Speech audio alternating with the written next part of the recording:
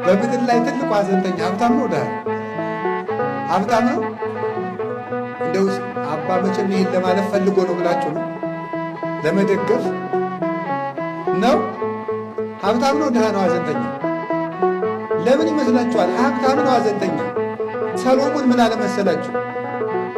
የድሃ እንቅልፉ ጤና ነው አለ። እንዴት ነው? የባለጸጋሳ ጤነኛ እንቅልፍ የለውም። እንዴት? አንደኛ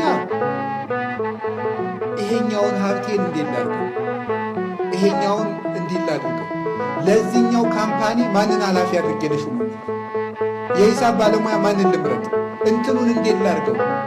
እንደገና ደግሞ እገሌ የሚባለው ነጋዴ ሰሞኑን የበለጠኝ ለምንድን ነው? ጥሩ ንግድ እየገባለት ነው፣ የእሱ ገበያ ደምቋል፣ ምን ይሻለኛል? ጭንቅ ሲቋጥር ሲፈታ ሌሎች ይኖራል። ሰሞኑን ደግሞ የመንግስት ግብር ጨመረ፣ እንዴት ነው ደግሞ ይጨነቃል። መከራው እናቴ ያዝናል።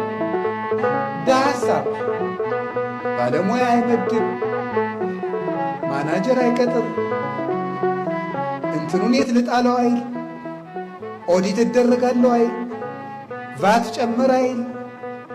ለሽና እናቴ